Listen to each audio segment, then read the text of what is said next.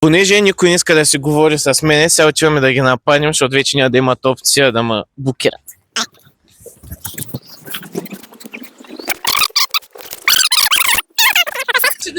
Джони, кажи ми, понеже знаем колко си специален, какво най-много не ти харесва в човека, който играе доктор Фауст? Който играе доктор Фауст?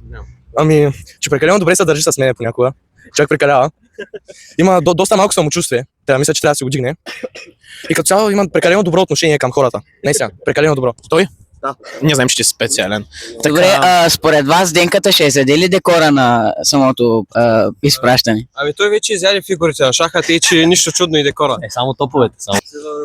Ай сега, контра въпрос. Какво най-много не ти харесва в Илан, който играе Мефистофел?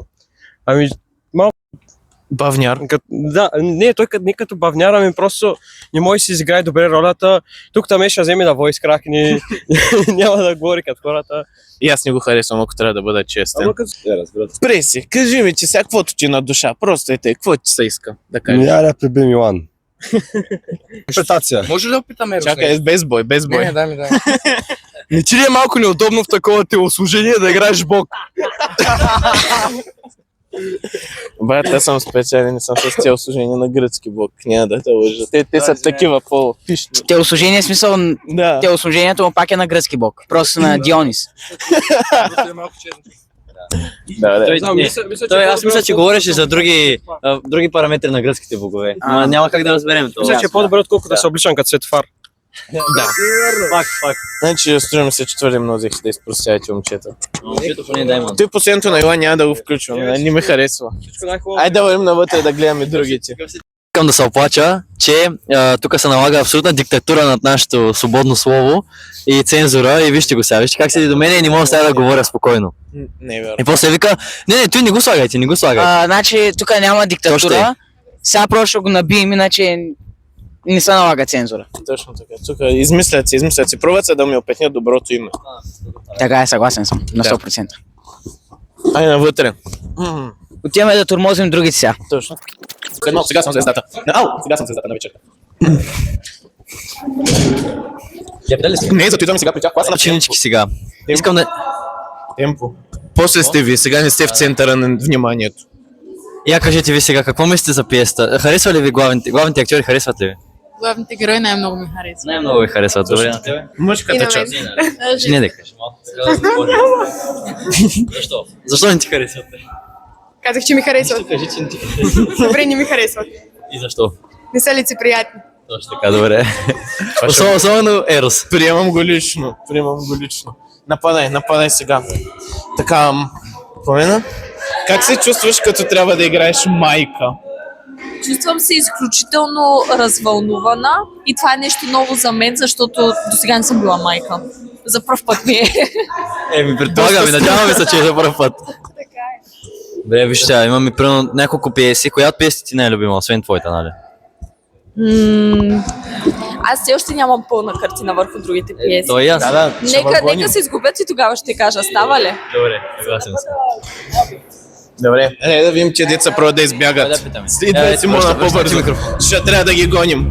Ана Мария, застани. Мария Никол. Прости ме.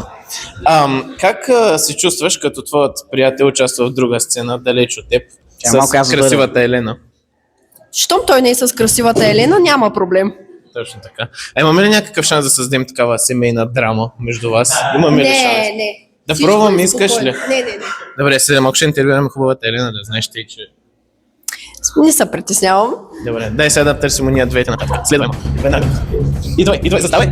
Виж, Симона, снимай ги как бягат.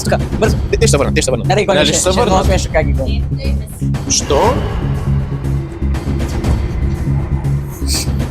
Ами бих казал доста тревненско поведение от двете. Не съм очаквал нещо друго. Разочарован съм, ако трябва да бъда честен. Съвършено. Така, идваме при хубавата Елена вече, както обещахме на едно друго дете. Така, значи, оказа се, че... Цъкнах нещо на микрофона, дано не го спрях. Оказа се, че приятелката на Мишо има проблем да играе с друго момиче в сцена. Аз какво да направя? Излага. Какво трябва да кажа? Не знам, бъди... Каза, че желая да организира боксов матч между вас двете. Да. Какво смяташ за това? Приемаш ли? Чакайте, аз не знам за какво ми говорите. Боксов матч ти срещу Мария Никол за Мишо. За Мишо. Да. Ще се предам само за да може да си го вземе. Няма да се предам даже. Това беше доста миличко. Кое? Може да си вземе Мишо, няма никакъв проблем. Да. А за мен? За тебе да се боря? Не, с Мария Никол. Нищо, че час има приятел. Не го мисля. Пак ще отстъпя. Много мило. Ще се боря за Ахилони. Отвори нов любовен 4 осмоъгълник. Айде да нападаме сега класната. Добре, изгониха на.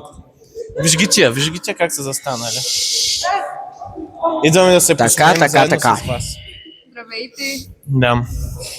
Знам, че всички намирате мен за най-перфектния, а вие бихте ли участвали в боксов матч за Мишо с Мария Никол? Не го държа, аз държа. Не разбрах въпроса. Боксов матч ти срещу Мария Никол за Мишо.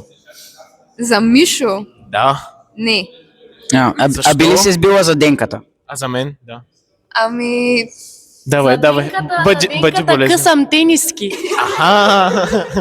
Каква била работата? Бъди болезнен, но честно, вече ми го каза. За жалост не, аз не обичам насилието. Добре, това беше добър не. А ти си кикбоксерка. Може ли да ни покажеш нещо тук, да ги спробваш върху Християн? Той е опитно зайче. Искам да се оплача от класната, че не ми отговаря на въпроса. Да. Кога сме свободни да на това сходим? представление е само оплакване от класната. Да, значи тук надържат гладни и жадни. Да, абсолютно. Без почивка. Виж, снимай, виж къде се намираме. Ти репетиционна ли? Срамота. Няма какво да кажа. Физкултурния салон. Ние да не сме някакви... Като отворих вратата на салона и почнаха да се блъскат да излизат да видят малко слънчева светлина, защото не са излизали от 2 месеца, тук са и държат с окови вътре. Добре, аз предполагам, че вече е време да питаме нашите приятелки, които до сега доста така ни заснемаха. Може ли да попитам, това ще бъде ли включено също в телевизията? Абсолютно да. Радвам се. Точка. Забавно. Може би. Точка. И запетая. Запетая. Добре, да Аз съм питам, главния герой. какво мислите за човека, който падна на първи епизод? Аз не го познавам, но изглежда много готин. Това е моят много мил и драг приятел, Боговец Добрев, който в момента взема интервюто. Не е вярно. Аз не го познавам, този човек, ама е прекрасен. Най-красивият млад мъж, който познавам. Така е, тук съм съгласен вече. Тук е едно хубаво нещо да чуя за мен. Вие какво ще кажете? Ами, какво да кажем? От класа ни е лично. Ето го, снима, тук задава въпросите. Той Малко е беше грозничко. забавно, нищо, че малко го няма в главните части на видеото. И падна ненарочно. Да, падна ненарочно. Това е абсолютно лъжа. С намигане. Да. Мисля, че е време да нападнем класната. Вижте, в момента е спокойно. Виж, тревненките се завърнаха селските номера. Пробваме ли? Втори опит. Заключиха се. Нахълтваме. Втори добъл. Снимай. Хайде, оператор, камерамен. Заключиха се вътре. Да ритна ли? Трябва да щупим вратата. Госпожици. Моля ви, не се бийте. Да. Може ли?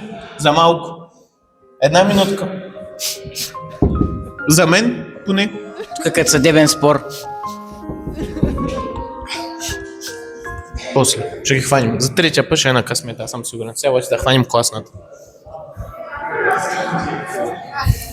Класно. Да, моля. Сега е ваш ред.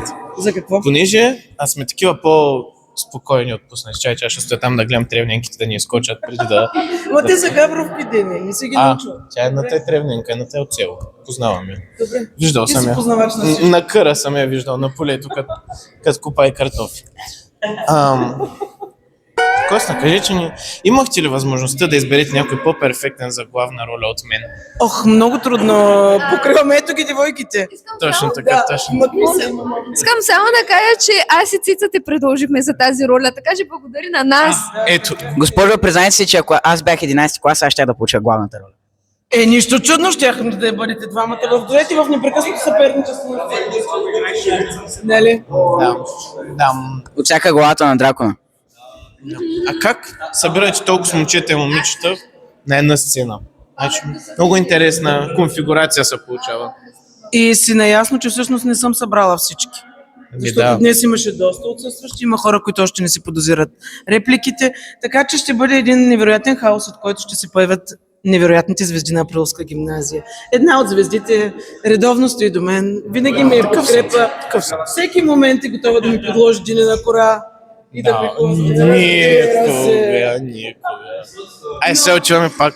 Така, но? Но това е човек с най-свежото чувство за хумор. И ето ги неговите... Да. А обаче, понеже сме с много свежи чувства за хумор, чеме да ги тормозим колкото и да не искат. Ела, моля те.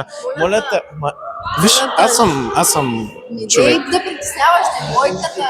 Те ни са ли две? Ай, дай, моля те. Една дума, само една дума искам да обеля.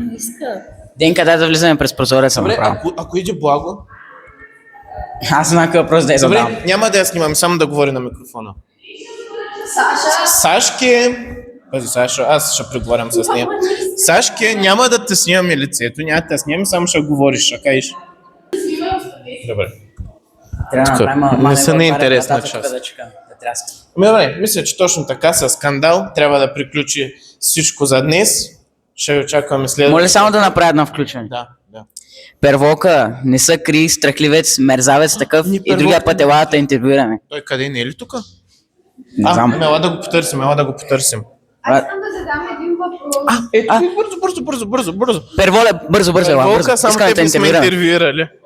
Ела застани като мъжът на България. Какво мислиш за сцените, в които участваш? Ти си като Преско. Участваш в сцени с много момичета. Какво мислиш за това? Честно казвам, аз играя само Хефест. Имам около 2 изречения реплики, които даже не съм научил още. Да, ти си така полусакат като в живота, полуинвалид. Ама как намираш присъствието на жени около себе си? И него го питахме, не са бе.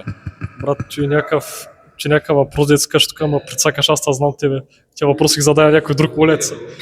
Никога. Без коментар. Никога. Без коментар. Пак ли? И при теб? Има Бог, има още въпрос. Да, аз имам един въпрос. Слуховете за рекорда верни ли са? Боже Господи. Да кажем да. Добре. Аз имам още един въпрос. Може ли да ми дадеш един автограф след интервюто? Началото. Брат, не мога да правя такива работи, молец.